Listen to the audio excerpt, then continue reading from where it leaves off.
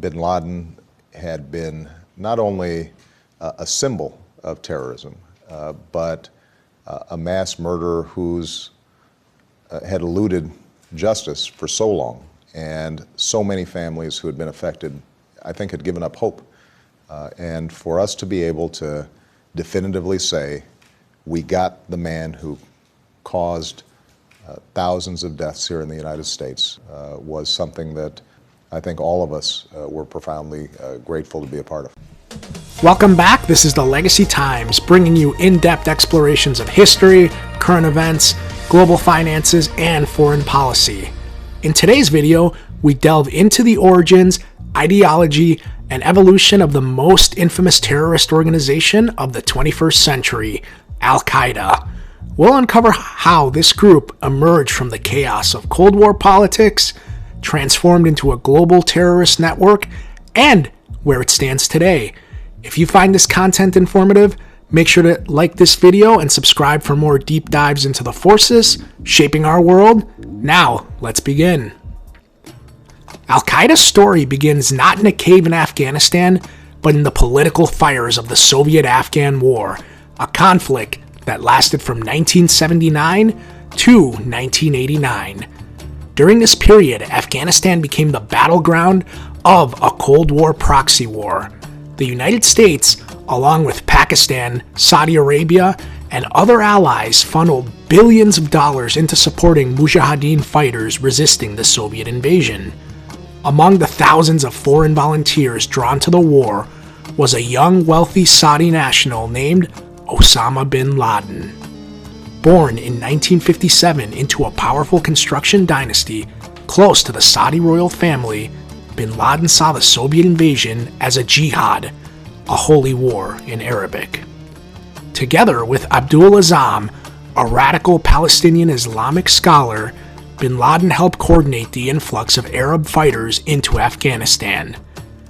In 1988, as the war neared its end, they established an organization that would provide training, logistics, and support for jihadist fighters, Al-Qaeda, meaning the base in Arabic. At first, it was a database and logistical hub, but soon it would evolve into something far more dangerous. As the Soviet forces withdrew in 1989, a power vacuum emerged, and with it, competing visions of the future of Al-Qaeda. Azam, who envisioned continued resistance, focused on local conflicts like Palestine, clashed ideologically with bin Laden, who envisioned a global jihad. In November of 1989, Abdul Azam was killed in a car bomb explosion in Peshawar, Pakistan. The blast also killed his two sons. Though the murder remains officially unsolved, many suspect that bin Laden orchestrated the assassination to seize control of Al-Qaeda. After Azam's death, bin Laden reorganized Al-Qaeda around a new and radical vision, a global jihadist network with himself at the helm. In August 1990, Iraqi dictator Saddam Hussein invaded Kuwait, prompting fears across the Middle East. Bin Laden offered to send his Mujahideen fighters to defend Saudi Arabia from Iraqi aggression. But the Saudi royal family rejected bin Laden's offer and instead welcomed over 500,000 American troops onto Saudi soil, home to Islam's holiest sites, Mecca and Medina. This decision deeply angered bin Laden.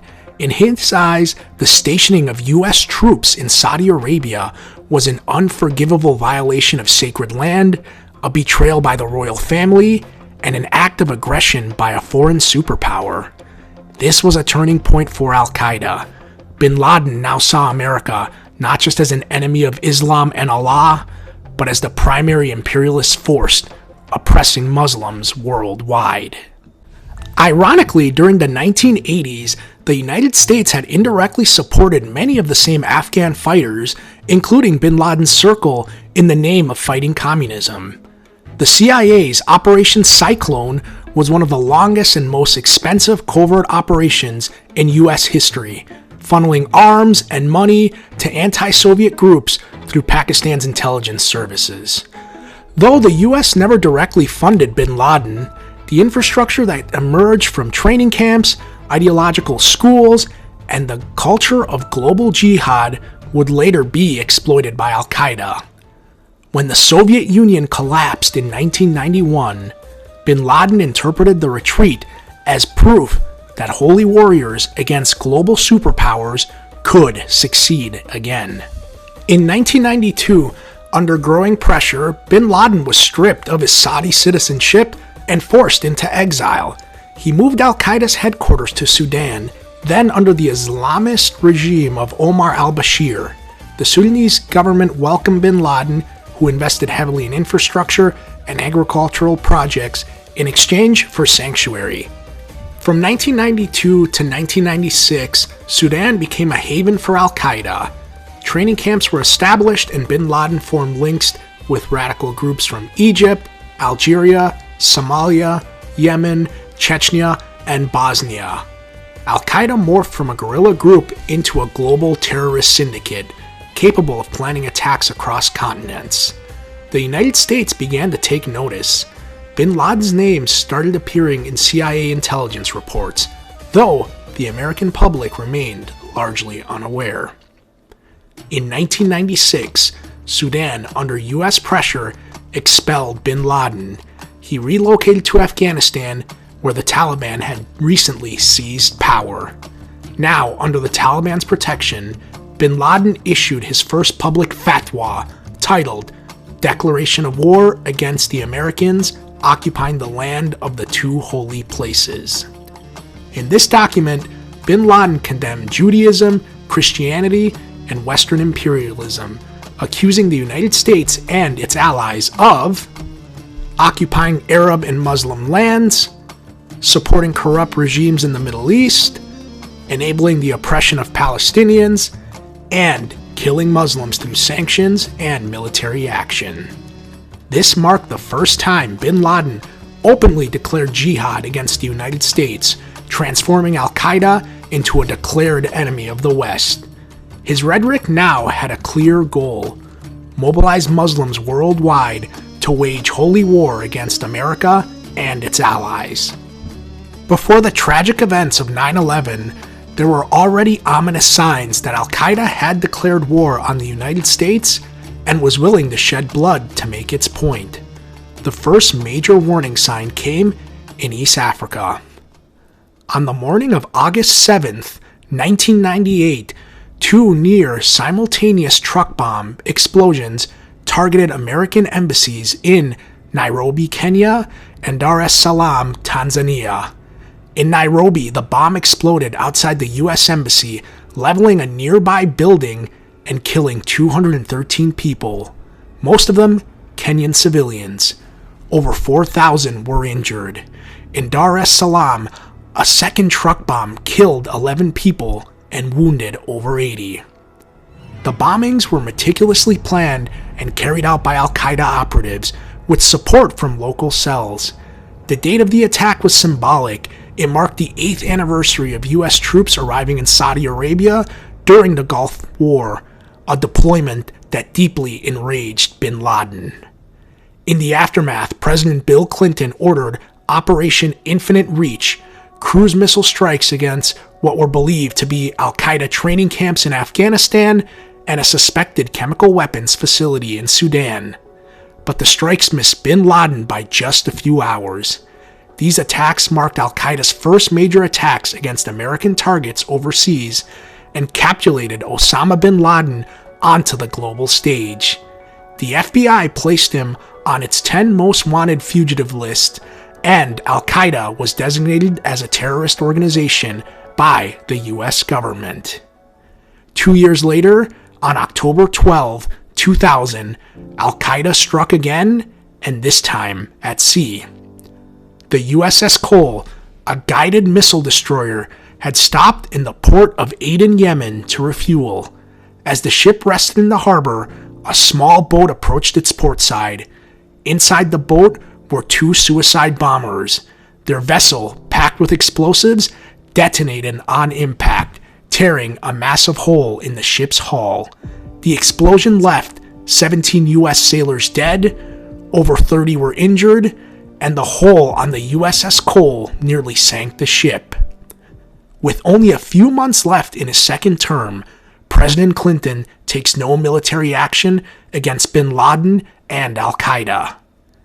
Both the East Africa embassy bombings and the USS Cole attack should have served as glaring warnings to the United States. But in the absence of a large-scale attack on American soil, these incidents were often treated as isolated acts of terrorism rather than the beginning of a global campaign. That campaign would unfold less than a year later on a clear September morning. On the morning of September 11, 2001, 19 young Arab men who were members of Al-Qaeda hijacked 4 aircrafts and crashed them into symbolic targets of America's strength. American Airlines Flight 11 and United Airlines Flight 175 struck the north and south towers of the World Trade Center in New York. American Airlines Flight 77 crashed into the Pentagon in Washington, D.C., and after learning of the events that happened at the World Trade Center and the Pentagon earlier that morning, 40 brave passengers and crew members on board United Airlines Flight 93 launched a furious counter-assault against the hijackers and forced Flight 93 to crash into a field in Shanksville, Pennsylvania. The final death toll was 2,977 Americans in one single day on American soil. In one day, Al-Qaeda achieved its goal, shedding American blood and a holy war with another superpower. However, bin Laden vastly underestimated the U.S. military. On October 7, 2001, 1 month after 9/11, U.S. coalition forces launched Operation Enduring Freedom, invading Afghanistan to dismantle Al-Qaeda and remove the Taliban from power. Within weeks, Taliban forces fell, but bin Laden and many of his senior commanders escaped, slipping across the rugged mountains of Tora Bora into Pakistan. From there, Al-Qaeda began to splinter, but its ideology spread faster than ever, and the war on terror expanded worldwide. U.S. and allied forces hunted Al-Qaeda affiliates in Yemen, Somalia, the Philippines, and North Africa. Meanwhile, in 2003, the U.S. invaded Iraq on fears of terrorism. The invasion of Iraq by U.S. forces created chaos that would eventually give birth to new extremist groups, including Al-Qaeda in Iraq, the precursor to ISIS. During this time, Al-Qaeda followed up on the 9/11 attacks with several attacks across the world.